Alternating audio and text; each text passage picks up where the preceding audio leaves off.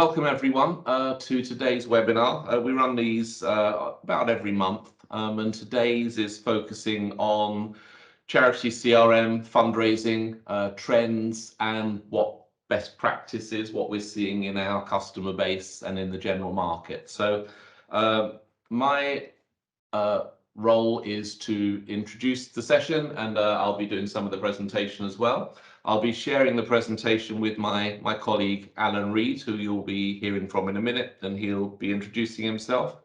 And also today we have a special treat. We're welcoming Ivan Wainwright, who I hope many of you know. But hello, Ivan, and perhaps you'd like to say hello and to just quickly introduce yourself. Thank you. Yes, morning. My name's Ivan Wainwright. I'm an independent CRM consultant. I work solely with charities, non-profit organisations, membership organisations, and the higher education sector, helping them with procurement and system reviews, and generally trying to pretend I know something about CRM software. So hopefully we can have an interesting chat later, Alan, talk about that. Fantastic. Great. Looking forward to it. Good. So thanks, Ivan. And yeah, obviously, Ivan will be giving a wider perspective on the general market. So we hope that's interesting for you. So just some base etiquette. We are recording the session, so you don't need to frantically scribble loads of notes down. We generally publish links to the recording a day or two afterwards, but it's pretty short order, and we'll just circulate that to all of you. If there are any questions, please use the chat feature. You can just type in stuff there. We'll monitor it. We'll feed that into the questions and answers at the end, or if we can, we'll take it as we're going through. And any questions we don't get to address in this webinar, we will follow up with you afterwards and publish the answers and our thoughts. So please do use the questions and type them as you go along. So the agenda, five main parts. First part is really from Alan. He's talking about what we've done through surveys, what we find in the general market. I'll give some perspective on what we find with our own customer base, and then we'll talk a little bit about a health check. That means it's a way of you quickly understanding where your systems and readiness is. So Alan will be explaining that to you. Then we get on to Ivan's views, Q&A. So as I say, please do put questions down and we'll feed those through. And then we've got wider questions and answers at the end. So with that, I will hand over to Alan, and he'll be addressing the first couple of areas. Fantastic. Thanks a lot, Steve. So just really briefly, I'm Alan Reed. I'm a consultant working in the charity and membership space. I've been delivering CRM projects since the 1990s, which is why I'm so old and gnarly looking. And I'm delighted to be talking about modern trends and how things have changed. And I promise not to talk about the days of punch cards or anything like that more than 3 or 4 times. Okay, so what we've done is we've run a survey. I've been part of running a survey. We've spoken to 82 organizations. We approached a lot more, but those are the ones who are prepared to spend some time talking to us. A really good hit rate. Charities, one of the things we love about the sector is people want to help each other. They want to help other people avoid problems.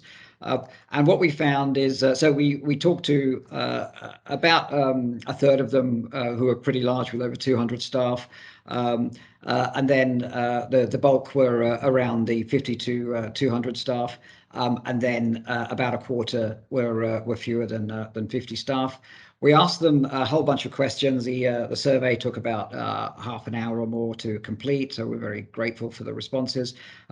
We asked them mostly about their technology. How long have you had your systems? How many satellite or compensating systems do you have around that to manage your supporters, your engagement, all of your different integration channels? How much did you spend? Always a slightly delicate question, but we asked in the context of ranges. Did you spend between this amount and this amount in these areas? And we limited the spending to within the last 5 years. We're not it doesn't really make sense to ask about spending if you've had your systems in place for more than 10 years or more than 5 years. We asked what their main challenges were, what they set out to achieve, what the main problems they were trying to solve with their projects and their systems. And then we asked them what they were doing over the next year or two and beyond. So the responses have been pretty interesting. So I'm really happy to be sharing them with you. If anything rings a bell in your own project and you want to have it asked with the panel at the end, including Ivan, who's, as you've heard, is probably the leading authority on charity systems in the UK and Ireland, then please do drop it in the chat, as Steve has said. Okay, so what the responses were saying. So first of all, we asked then, what are the, let's go through some of the underlying questions and the data that came out of it, and then some of the interesting correlations that came out from the answers. So we asked, what were the main technology challenges you're facing that drove you in your projects and that you're trying to solve now? The top three, bad and disconnected data. This is really boring because it's been the same challenge for 30 years. That bad and disconnected data and no single view of the truth. This is why every single CRM salesperson will say, and you'll get a single view of the truth, because it's been the perennial top problem for more than 30 years. So that's a lot of people still struggling with that. Too many systems. So too many charities have too many systems, a lot of integration problems and a lot of connectivity issues. And then poor staff take-up and training is really high. So these things are related. It doesn't take a lot to see that having too many systems that are not talking to each other very well then can lead to having fractured data and no single view of the truth. And of course, your staff are struggling across multiple different interfaces to compensate for the systems being so disconnected. We then asked them, okay, what are your top technology drivers? Given that reality of people with projects and systems going back many years, what are your top technology drivers when it comes to your replacement options or your investment options for what you're doing in the future? So here are the top three that came out of that. So to support fundraising, the clear response is that the business is driving the technology people or the technology in charities to drive personalized and data-driven comms. So we all know the days of Dear Sarah becoming Dear Bob, and that's the end of personalization. Those days are dead. But now it's becoming more sophisticated. We're all modern digital consumers. We expect to be treated like we're understood and we're known. So that's one of the main differences between previous iterations, and now people are being driven very hard to be personalized, relevant, and data-driven. Marketing and multi-channel engagement has become a lot more complicated and sophisticated, and that's one of the main drivers that charities are facing now, how to modernize to engage with people over different channels while still managing their core business areas. One IT director with her head in her hands was talking about how many social media channels that people keep popping up and asking her to integrate to and to be able to publish on and listen on. So this is something that we all kind of know, but it's interesting to see it in one place. So there are 15 social media channels here. Don't worry if you've never heard of Qzone with 500 million people using it. I hadn't heard of it either, but it's very big in China. But nonetheless, of course, with 2.5 billion people across Facebook and then things like Instagram at 1 billion people, it makes things like LinkedIn and Pinterest and Snapchat and Twitter with only 1/3 of 1 billion people. Ludicrously, it makes those things look like small fry. But the fact is that for most charities now, our audiences are living on Twitter, they're living on LinkedIn, and they're living on Facebook. So the clear driver is if you're not there, they're not seeing you, and so they're paying attention to someone else, which is clearly a big challenge. And then the third big driver is that charities are being asked to reduce their technology debt the big consequence of having so many systems, so many bolt-ons and workarounds and satellite systems to manage this engagement, manage this data, compensate for the data in different places, is that you tend to then end up with lots of different suppliers and lots of technology debt, as only certain people know how to do certain things. Some things don't get upgraded and have to be replaced, and it's a huge drain on the charity away from the central mission that they're trying to achieve. So we then asked, how long has your main supporter engagement system, your main CRM, been in place? There's some really interesting insights on here. So first of all, we got answers ranging from 1 to 2 years, very current systems, going right down to we've had our 4% or so had their current systems in place for more than 20 years. Now, by the way, and I'll be interested in Ivan's thoughts on this later, this used to be a lot more common. It used to be a lot more common up until about 2010 or so that charities had the same system in place for decades. But as of course things have become more demanding, as supporters have become more sophisticated, the rate of churn and replacement has actually increased. So the most common now is 3 to 5 years, followed by something over 5 years. We then correlated that to a second question we were asking, which is, how many additional or bolt-on workaround systems do you need as a charity? And there's a really strong correlation. So what we found is that for the people who have older systems at the bottom there, with over 15 years, over 20 years, they had in some cases 12 or more bolt-on and workaround systems to compensate for all of that. And then as you get to the present day, we then find that as people are buying systems in the last 3 years or 5 years and up to the present day, they're having to have fewer and fewer bolt-on and compensating systems, because those more modern systems are built to do a lot more around engagement and a lot more around functionalities in one place. So I found that really interesting. So then we asked as well, what are your main priorities in order of importance for your technology strategy?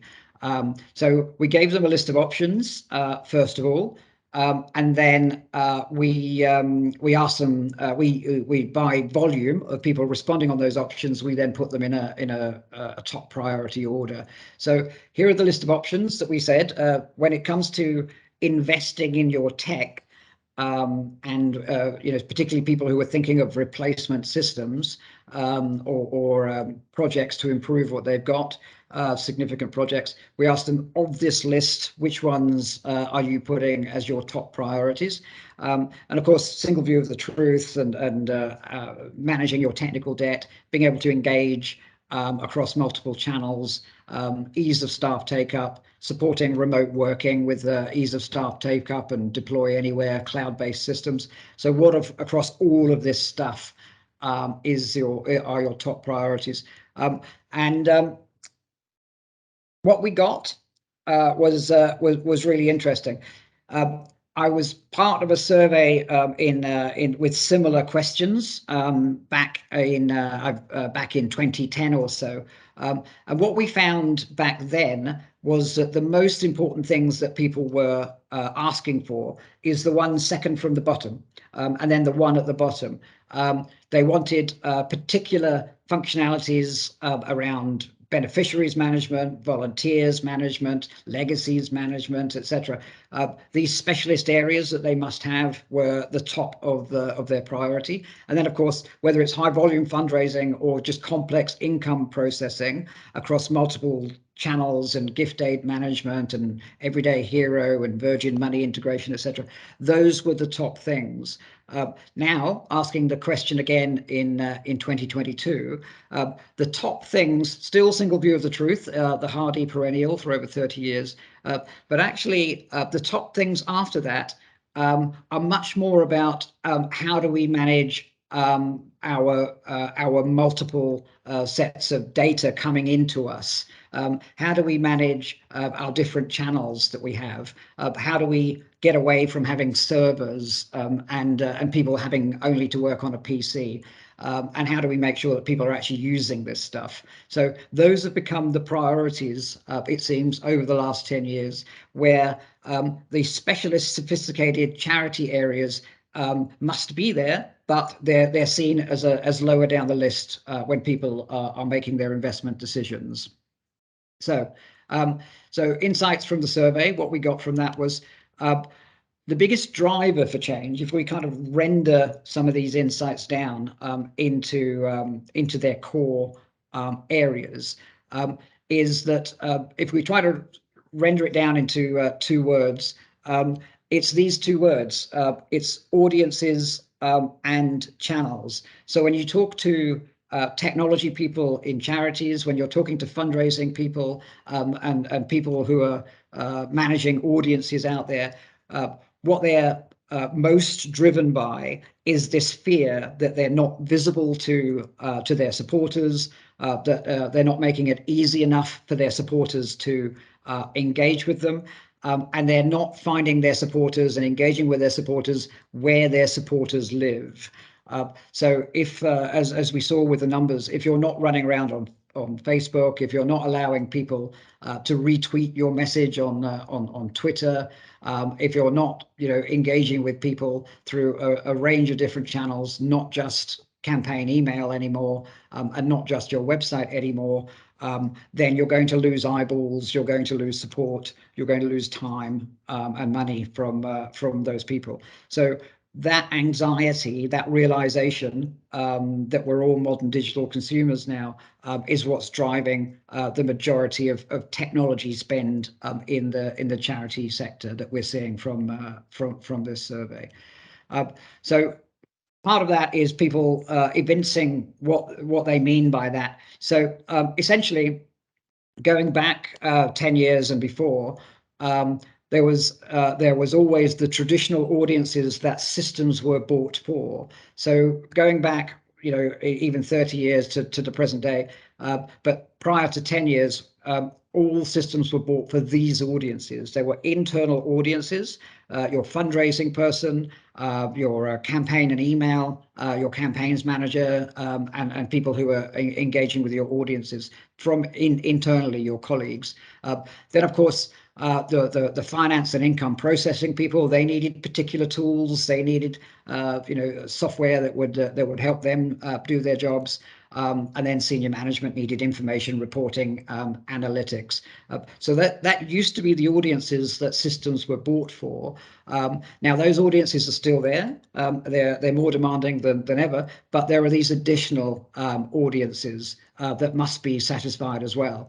And if you're not satisfying these audiences with your technology buying, then what happens, of course, is that people will then generate spreadsheets. They'll generate, the audiences could go away, but internally, people then develop all sorts of things in self-defense to manage data from these different channels. And that's where this plethora of different systems come from.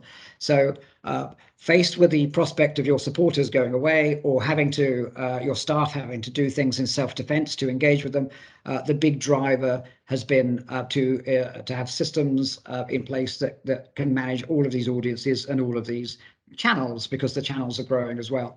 So these days, as a minimum that people are putting on their tender requirements and on their requirements to suppliers, we need, this is the main thing we need: online engagement. We need social media engagement as a standard.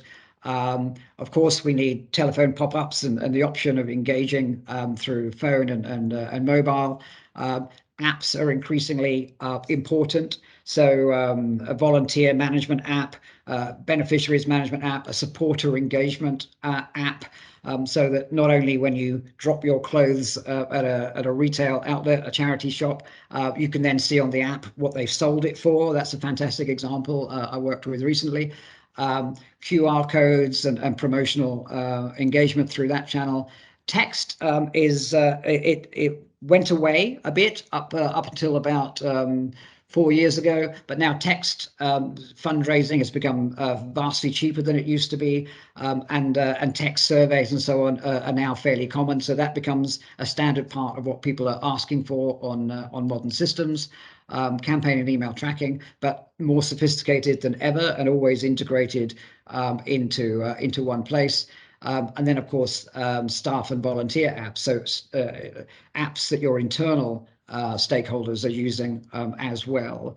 So bringing all of this together in one place has become one of the main drivers for technology investment in the charity sector. People have to cope with all of this, and do they cope with it across multiple different systems, or do they try and have it as a single manageable ecosystem for their charity? So what the data is showing. So the priorities for technology purchasing and for investment in systems have shifted to a technology focus instead of a functionality focus. So the functionality has to be there, but it's not the top of the shopping list. The movement is to prioritize cloud-based ways of working. People don't want servers anymore. They don't want to worry about devices and managing versions and all of that stuff. And the shift seems to be away from separate specialized systems where you have 15, 20 different suppliers, and the number of systems is reducing. And of course, what's driving all of that is a history of challenges with integrations, suppliers not working very well together, and charities been caught in the middle of all of that and getting consumed with that instead of supporting their own mission. So what is driving this shift towards technology rather than focusing on separate systems? It's that same message of audiences and channels. Again, a reminder, please, feel free to drop your own questions or comments or your own experiences or questions for the panel at the end into the chat as we go. So as I say, we're finding from the survey responses, there are still the classic requirements that charities must have. This is why so many charity projects struggled going back to the early days of platform solutions when Salesforce and Dynamics first came into the charity market. Those projects struggled and often failed because these specialist areas of functionality weren't there.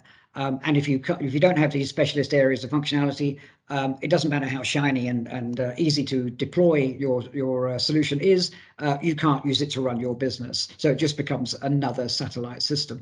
So what we were seeing up until around about 2014, 2015 or so, is that it used to be a compromise. I can remember, Ivan, I'm guessing you can remember this as well, lots of conversations with charity senior management teams and technology teams saying, we really like this stuff, but it's too risky, or we're worried about our specialist areas. So it used to be a compromise that the traditional applications that have been developed, really good applications, developed over 30 years for the charity space, were fantastically strong in these areas. So specialist areas of charity functionality, all of the blobbing things we saw a minute ago, really good at high volume fundraising and complex income processing, where people are working in batches and sending you donations and membership at the same time, and a bit for that fund and a bit for that fund, and processing all of that in a very streamlined way is genuinely complicated. And then charity specific reporting and analytics. So those were the drivers for those traditional systems developed over many, many years for charities. However, they were less strong on these areas here. Having everything in one place, and then that whole area of digital engagement, marketing automation, and ease of use, staff take up, no servers, and future-proofing, so that it's a single thing that you can invest in and keep upgrading. And of course, this really took a big hit during COVID. If you were using older systems that were hard to make available, for people out of the office, then of course it caused a big change over the last 3 years. So that used to be the position there back in 2015. And what we found, of course, back in 2015, that platform solutions were a kind of mirror opposite of that, that they were very strong on these areas, but less strong on those areas. And that's why we saw in 2012 to 2015, lots of charities rushing into, for all very good reasons, the platform solutions on the technology front, and then the project would struggle and grind along for years, and then of course cause lots of costs and problems for the charity. But then what we found since 2015, off the back of those projects struggling and failing, some vendors went out of business, and some vendors then got their lumps and learned how to do it better. So what we found since 2015 to the present day, on the right-hand side, the platform solutions and those vendors who've been in the market a long time then developed the specialist areas of functionality, developed their solutions so it can do high volumes and complex income processing. On the left-hand side, we saw that the traditional applications have fought back. The single vendor proprietary solutions have fought back, and to some extent improved their digital engagement and their marketing automation, and some of them successfully moved to the cloud. But of course, they don't have the investment of companies with tens of thousands of customers, so they're not able to keep developing at quite the same pace. So there's been quite a shift over that period of time. So then, how do we get here, and what does it mean for the nonprofit sector? So the dynamics, if we take that example, used to look like this. I can even remember it. And it moved across 2005, 2010, etc. Then started becoming more analytical. Now, at that point, Dynamics, for instance, had no particular charity functionality, but of course was very strong at the ease of deployment and senior management not needing any training and all of those things. So what then happened in about 2015 is that, for instance, Microsoft decided to stop being a faceless megacorp and to start working towards appealing to nonprofits. So they then launched their philanthropies program, which was mostly about licensing benefits back then. So charities and other nonprofits could get the system a lot more cheaply. Then there was the Tech for Social Impact program, which is where they first started developing special functionalities. And then the common data model for nonprofits, where they added lots of very specific functionalities so that it was a kit that you could buy for nonprofits. And then most recently, they've made it into an ecosystem. It's integrated into Azure for hosting. It's integrated into MS Teams and SharePoint for collaboration, as well as the specific charities functionalities. One of the reasons I brought this up, I just wanted to make a word of caution. And again, I'm interested in Ivan's thoughts on this later. It's as much about the tech partner as it is about the tech itself. So one of the struggles that some charities still have is that they take Dynamics or Salesforce with a tech partner that's never done charities before. Then they find it's all very US based, doesn't work very well for the UK. So it's as important as ever to make sure that your tech partner is working extensively with UK charities. So I just want to cover off briefly how much charities are spending on this. We'll make this all available to you afterwards, so don't worry about taking lots of notes. So we asked for costs for projects in the last 4 years. When we're talking about the costs, we're saying costs for what? It's for a supporter engagement, CRM and fundraising project with the normal integrations to the websites and other channels. We summarized costs into one figure per project. And then we asked for the total supplier cost across that. So this is the cost for suppliers, doesn't include the cost of project managers. And then we asked, we have 3 groups by staff number for grouping charities together.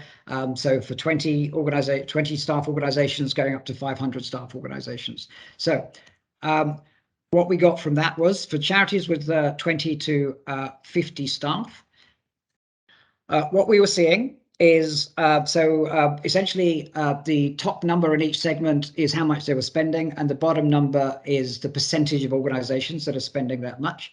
And the short summary is that 65% of charities with 20 to 50 staff are spending between 80k and 250k. So that's the cost to go live for software services, any kind of hosting, etc., and their first year of operation, so their first year of licensing and support.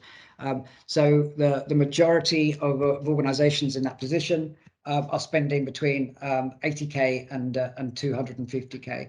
Now, we're seeing that that's gone up over the last decade, but we're also hearing that the project risks are going down. So people are less often having to find that they're having walkaway projects or projects where they're having to essentially invest again. So that seems to be the modal spend within that staff size. Apologies for people with smaller staff numbers. We didn't get great data for below 20 staff on there. That's the reason that's not showing. So organizations with 51 to 100 staff, we have, you can see the segments here, over 77%. The range of spending is between 190 and $500,000 on their projects. So obviously these are larger charities managing all sorts of different kinds of analysis and operations and fundraising, and different size of their systems management. Again, we're seeing over the last decade that costs of the projects have gone up, but the risk has gone down. So predictability is obviously a huge factor. And then on the really large organizations, we're seeing that their budgets have actually stabilized over the last 10 years. So essentially around about $350,000 going up to 600k is the vast majority of those projects within that size of organizations. Okay, then also on pricing, what we're seeing is that people are commenting a lot. The traditional model used to be that the model was that you would buy your system in year 1, take 1 to 2 years to implement it, spend nothing, and then get to year 7 or 8, and then essentially have to replace the whole lot or invest so significantly in the whole lot that there would be this huge upheaval in project budgets and the stress and the churn. Something very interesting we're seeing with the survey, there's much more of a model now with platform solutions for evolutionary budgets. So there's still that big spend at the beginning to get your system in place, but much less of an upheaval. There's no big replacement after 7 or 8 years. It's more of a continuous program of investment. So Steve, just really briefly, if I could ask you to comment, please, on what you're seeing that charities are demanding when you're talking to them and delivering projects. If I can hand over to you for that. Yeah, so I'm going to spend just 5 minutes on what we see among our own customer base. So first thing we see across new customers and existing bases, as Alan mentioned previously, the drive is cloud-based platform technology because of a whole range of different reasons, but it's any device, anywhere, anytime, with a very, very common look and feel. So it just gives complete flexibility to staff, managers, and indeed supporters and fundraisers with that familiar interface. But also key, obviously, this has been going on for some years now, but it's a lack of dependence upon your office or your own staff. Someone else manages this for you somewhere else. It's run by Microsoft, for instance. You don't care. And that's really only got faster with COVID. Those of our customers that were already on cloud-based, and it was probably 95% at the time, were office-based one day, home-based the next day, no interruption to their business. Those that were still on servers are moving off quickly or have moved off, but they struggled big time in COVID. So this gives a more robust platform. The second is a modular approach. So function by function, area by area, without having to buy in separate systems and then go through a big integration piece. So it's the ability to start small, build up, but have it all integrated in one place. And that's becoming more and more key. And we'll show you how we handle that in a minute.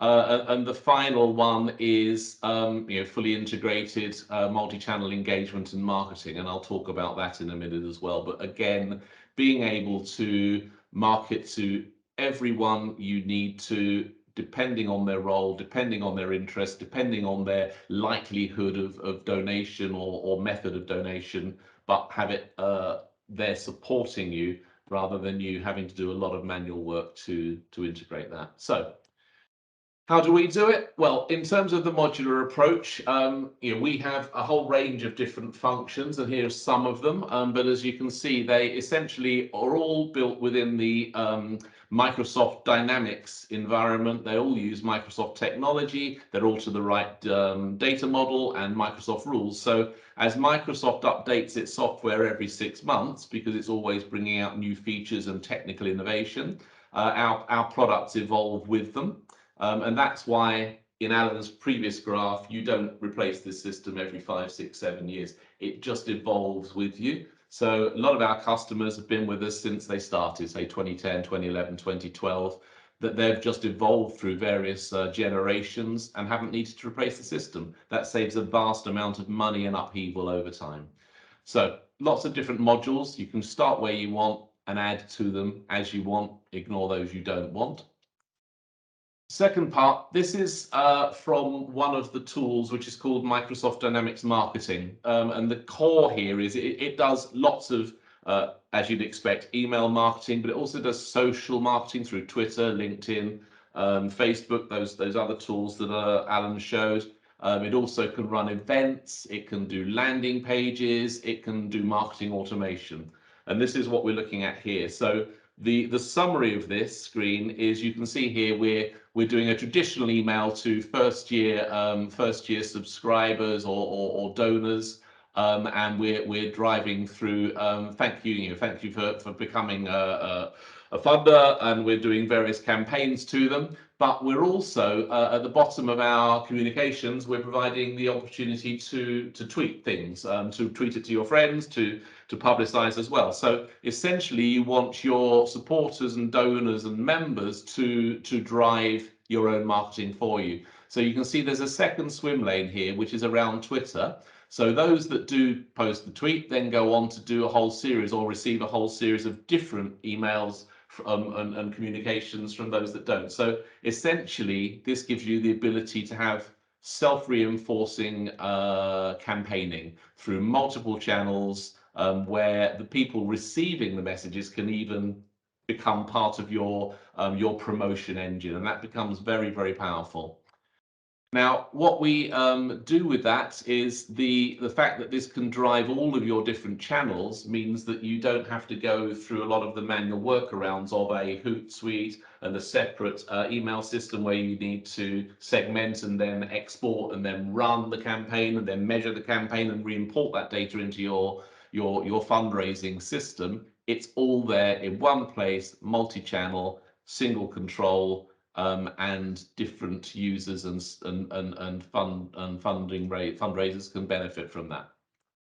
So as we show here, posting a social post is as easy as posting an email. It's all very, very straightforward. But the crucial thing is we then need to measure the effect of this. And for that, we have a tool called Smart Engagement.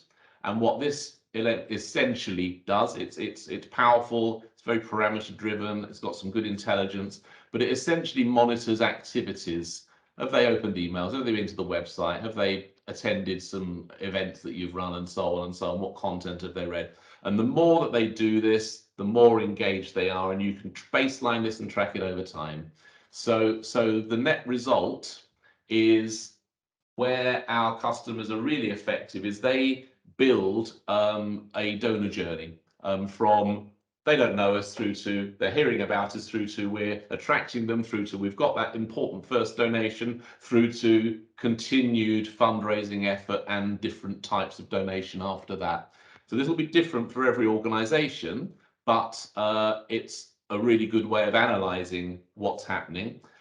For those organisations that do this, a lot end up with manual analysis, or at least a lot of number crunching to get to the result of the analysis here. But wouldn't it be easier just if you had a system that did all of that for you, and essentially tracks people through, shows you where they are, shows you how engaged they are? And that's exactly what Smart Engagement's meant to do. It measures engagement, it scores people, it then moves them to different journeys in that marketing automation I showed you before. So it's got those where you can raise engagement more, it's those where you can sustain high engagement, so it drives campaigns and it becomes a virtuous self-reinforcing circle. So that's what we've found is most effective across our current customer base. I hope that's thought-provoking for you guys, and with that I'll hand back to Alan and to Ivan. Fantastic. Thanks so much, Steve.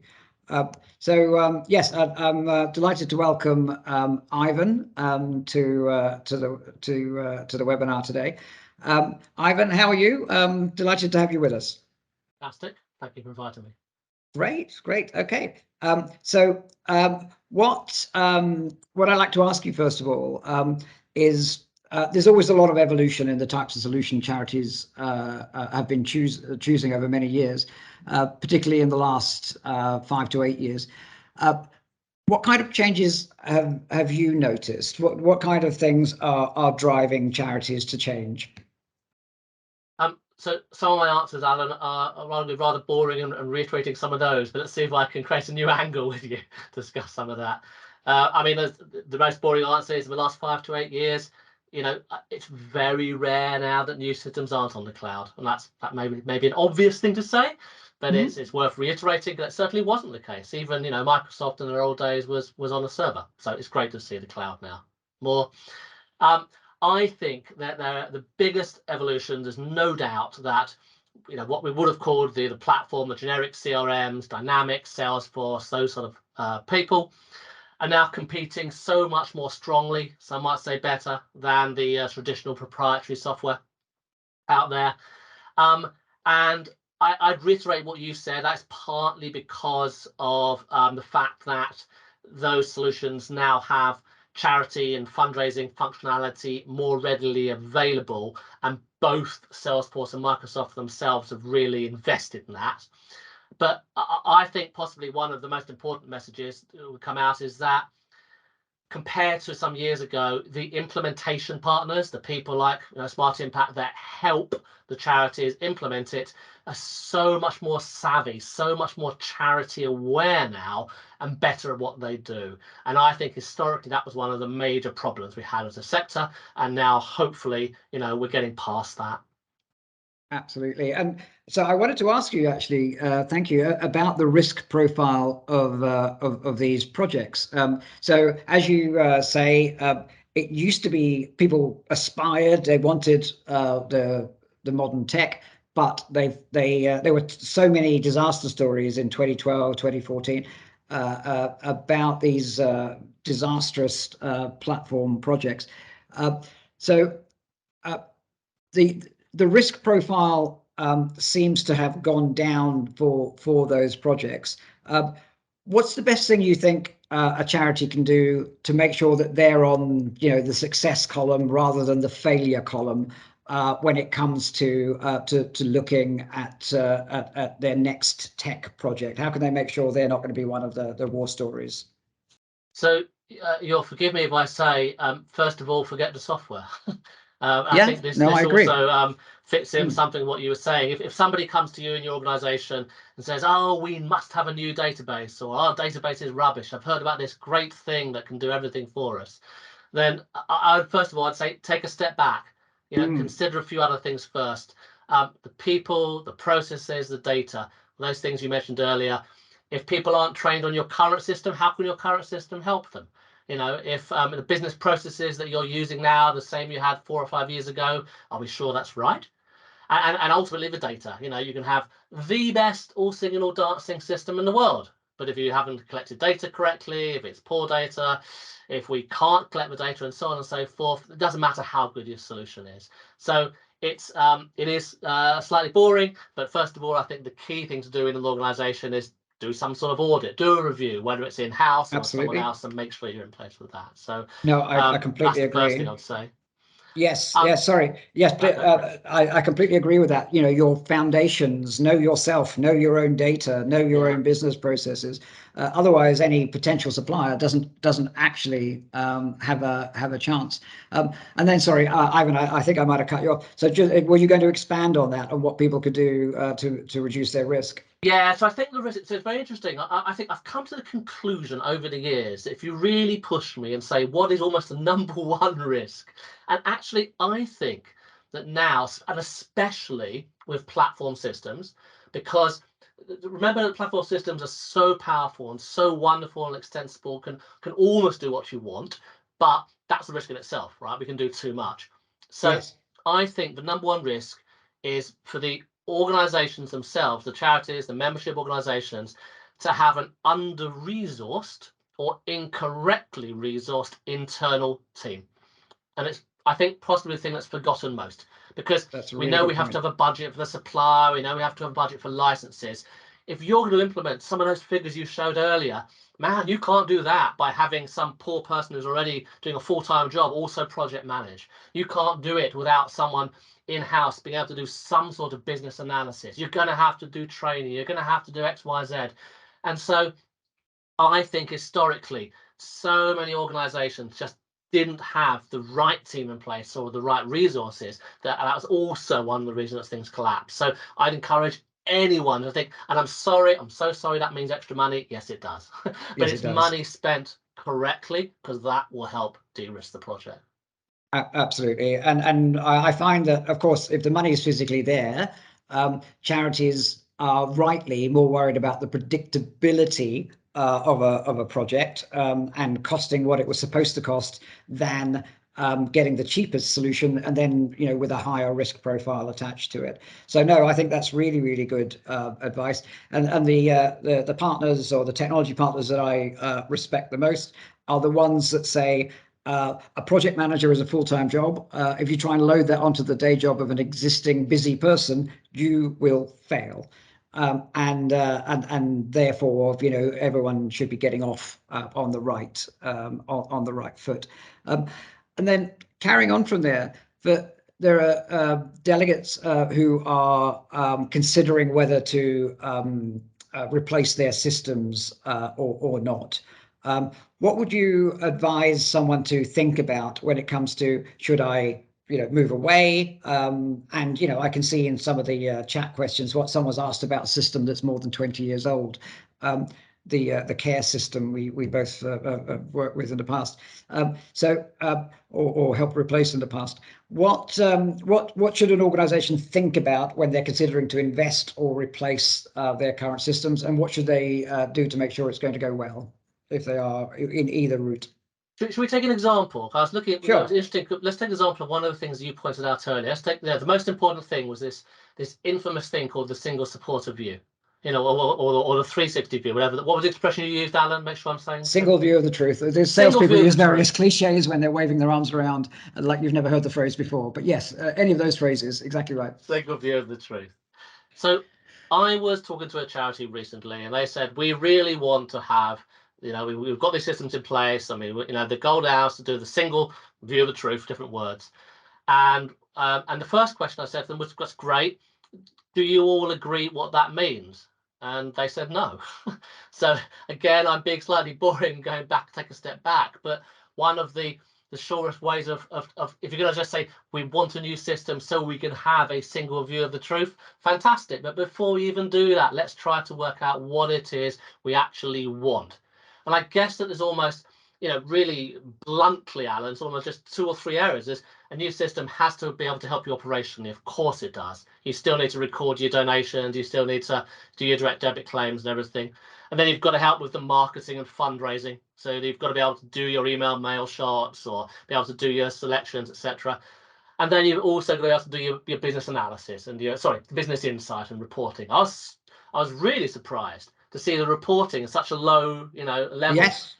Because and we can argue out till the cows come home. And in some ways, one could say if the reporting was higher up, one could argue everything else should fall out because of that. If you consider your reporting first and what you want, yes, then in theory, you should be able to be, getting a good system. So my apologies, I've drifted away slightly from saying what is it that charities should think about. And I suppose my fundamental message is that technology, especially Salesforce and Dynamics, and that was the world, but also still some of the proprietary software, probably can do functionally what you want. I'd be very surprised if they can't. So if that's the case, what is it that means you need a new system? What is it that you're going to try to say, how can we find the right partner or the right supplier to help us do that on day one? So we get a system running, and then through year 2 and year 3, etc., etc. So that's therefore I'd say my only other bit of advice is, and I hope I'm not going to tread on toes here, is that if you are going to do some procurement process, my advice is please don't create a 50-page document with 600 tick boxes that says, can you do major gift fundraising? Can you record gift aid? Because the answer, please forgive me, Steve, every supplier is going to say yes. And the reason they're going to say yes these days actually is truth. They probably can do. So rather than asking for these tick boxes, I would suggest you turn it around and say, how would you do gift aid processing? How will you help us with major donor fundraising? It's slightly more boring in terms of being able to score, but man, you will understand if a partner understands you and gets what you want, because that 100% is right. I couldn't agree more with what you said. It's bottom line. But only bit of slight challenge is that I think every now and then I come across a partner with less charity experience, but have got so much wonderful commercial business now, so they can do it. That tends to be with a larger organisation. So I worked with a large NGO recently, and the charity that the supplier they worked with had very little charity experience, but they were so brilliant at understanding business information that it just helped with that. But it can work. Rule of thumb. Yes. Yeah. No. It can work. Just in the last few minutes, I'm going to take a couple of questions from the audience. And Steve, I might ask you one of them. And Ivan, I'm going to ask you one of them. So there's a question about project risks increasing or decreasing. You've answered that one already. Ivan, let me ask you this one. Our system from Care is over 20 years old. Does it make it harder or easier to replace because it's so old? Oh, that's a good question. I think you're going to find, I don't think there's much difference. The hardest thing will be if it is that old. I suspect that it's so ingrained in the organization in terms of your business processes and what you do and how you do it, whether it's, and not just system integration, data integration, so all those Just Giving files coming in and all the other, fulfillment houses flying around. So I think one of the hardest things will be, but for someone who's used KRNG for so long, to suddenly, what I would say is, do not try to create Care 2.0 when you go to Dynamics or Salesforce or whatever else. Don't do that. So it will possibly be harder in terms of the emotions and the bringing the users with you on the one side, because it's going to be such a different system. On the other hand, I suspect that all the frustrations your users have had for so many years in terms of integration and a nice modern feel, and oh look, just having a nice email that Outlook can integrate with. Yes. That will be so much easier for your users, because they'll go, yes, we want it. So I think there's a bit of both.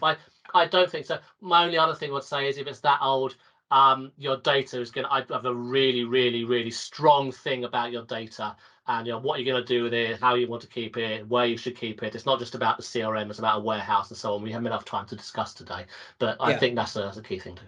Those are really, really good points. Yes, make sure you're not recreating a more modern version of your of the thing that you are replacing, because you're specifying that as your requirements.